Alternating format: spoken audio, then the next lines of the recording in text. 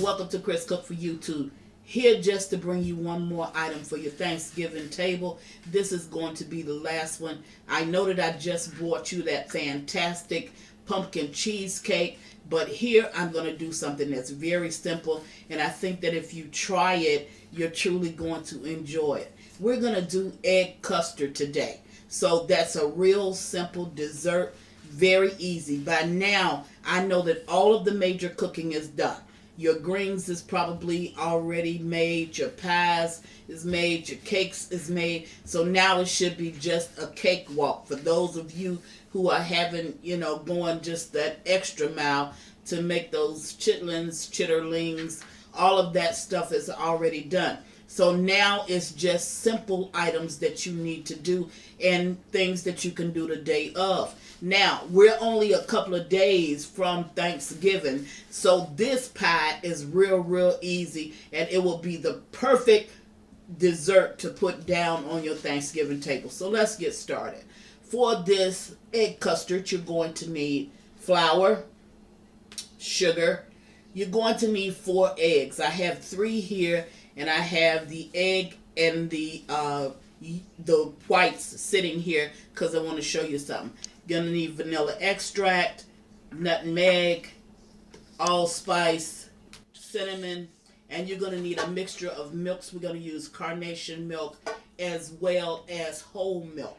So I'm going to show you real quick why I have these eggs here. First of all, you're going to, the pack calls for 4 eggs.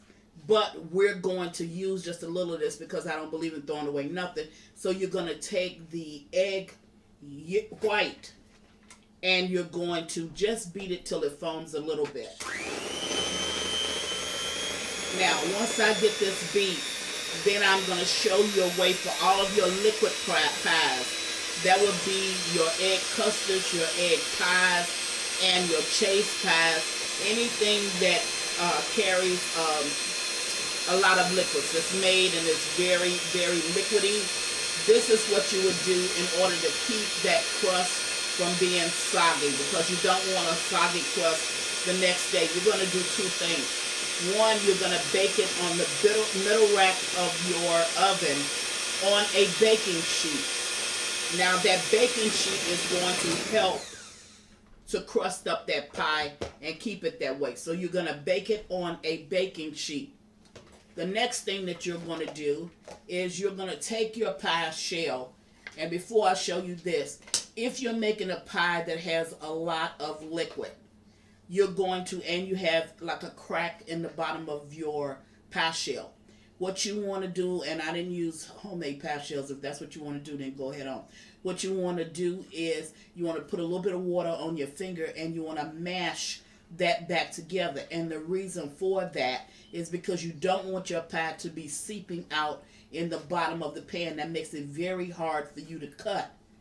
You also don't want to prick your pie in the bottom, because if you prick it, then the filling that's on the inside of the pie shell is going to trickle down into between the pie shell and whatever dish you have it in, and that's going to make it stick as well. So those are 2 things you don't want to do. But if you take the foam, see the foam part of the yolk or the egg, and you rub it all over your pie shell.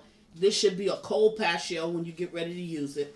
If you rub it all over the bottom of your pie shell, now you won't taste this. Your pies will not taste any different than they already do. But if you rub this all over the bottom and you sit this inside of your freezer for 15 minutes, that's how long it's going to take you to put the filling together. So you stick this inside of your freezer for 15 minutes. When you take it out, then you can go ahead and put your pie filling over inside of the pie shell, put it on the baking sheet, put it in the oven. We're going to cook this pie at 350 degrees for roughly 50 to 60 minutes. Put your filling inside of the pie shell, put it in the oven. When you take it out, your crust is going to be just like you want it to be. It will not be soggy. Even after later on during, say the night you decide to go back and get a piece of pie, the pie will not be soggy. Now, you do that when it's a liquidy pie. You don't have to do that for your pumpkin pie. You don't have to do that for your sweet potato pie or your apple pie. You don't have to do that. But you will do it for those pies. So what I'm going to do, I'm going to go away, get my ingredients all measured up, and I'll be right back to show you how to put together this very simple, easy, and yet quick pie. Be right back. Okay, you're going to start by mixing your eggs. And the trick with mixing these eggs is, in order to get your pie real custardy, and you don't want this pie to be a scrambled egg pie, you're going to need to beat your eggs very well. So that requires 2.5 to 3 minutes of straight beating on the eggs. You want to do it that long, and that'll make your pie custardy, and it will not make it like scrambled eggs. So I'm going to start to beat this, and then I'm going to go away, and because it's no sense in you sitting there for 3 minutes. So what I'm going to do is, once I get this all beat up, I'll bring it back right after 3 minutes. Okay, now I'm back, and I just want to show you the eggs. That's your custard right there. Okay? See how custardy that actually looks? And I have not added anything. But this is at the end of about 2.5 to 3 minutes. So I'm going to cut this blender back on, or mixer back on. I just want to show you that. And I'm going to start to add my ingredients. And of course, as always, I'm going to post your ingredients at the bottom of the tutorial. Now, in the future, the ingredients will be posted on my blog. They will not be posted at the bottom of the tutorial. And that's just a heads up. But this one will go to the bottom of the tutorial. So I'm going to go ahead and I'm going to add my ingredients slowly. This is 1 cup of sugar that I am adding now.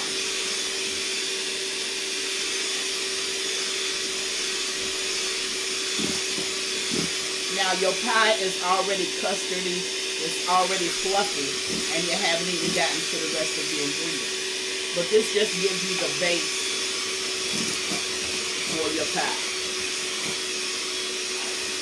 Then I'm going to add my 2 tablespoons of flour. And the flour gives you a heartier pie. It gives you a pie with substance, if that makes sense.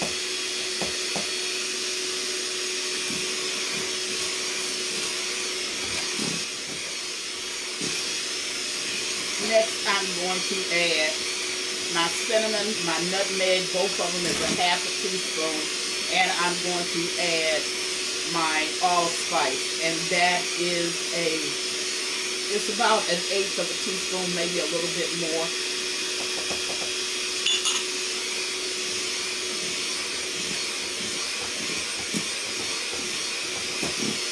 Now I have 2 different kinds of milk.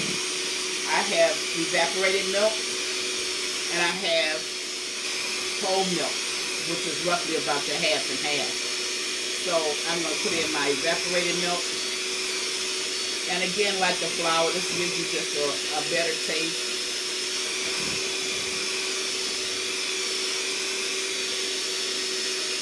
A richer taste to your pie.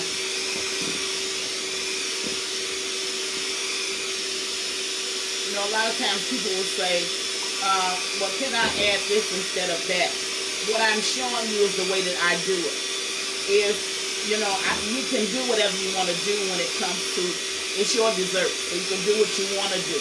But the way that I show you is really the way that I know how to make it, and the way that has been tried and tested by me. Because I don't want you to ask me, can you add something? Then when you add it, and it doesn't work out, first thing you holler, Miss Krista messed my pie out. No, Miss Krista didn't mess your pie out. You messed your pie out because you didn't do it the way Miss Krista said. Then I'm going to add this 1 cup of milk.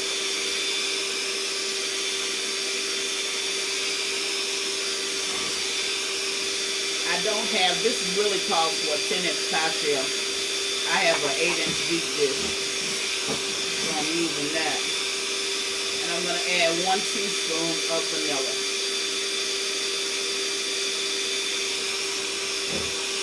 Alrighty, now I'm going to go ahead and put this into my pie shell. Everything is blended.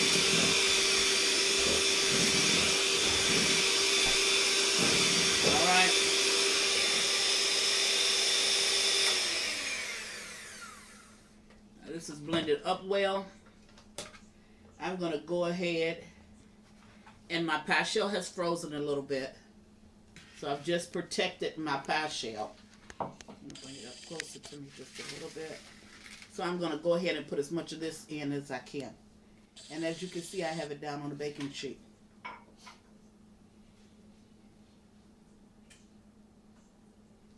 Okay, so this looks like I have enough for another pie. So I'm going to put in another pie. Now, at 50 minutes, I do want to say this. You want to start checking because all stoves are not the same. I don't want you to burn your pie. And it can burn between between 50 minutes and 60 minutes. So at 50 minutes, start checking your pie. So you can make certain that you can get your pie out of the oven before it burns, because you don't want to use all of these ingredients and then ends up that you mess them up or you burn them up. So I'm going to go away, put this in the oven, and you'll see me right back at my stove when it comes out in about between 50 minutes to 60 minutes. Be right back. Okay, I'm back, and the pie is done. I have 2 in the oven. There it is.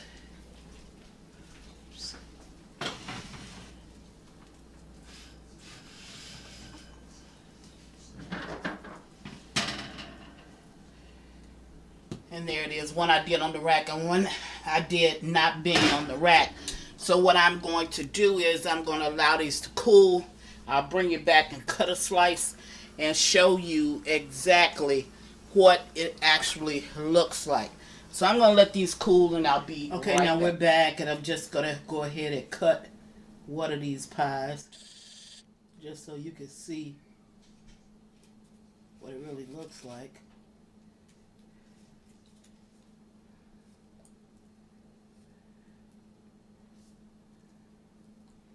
I'm going to make certain that I cut through the crust on both sides so it'll be easier to lift out. Okay. Go ahead and lift it out.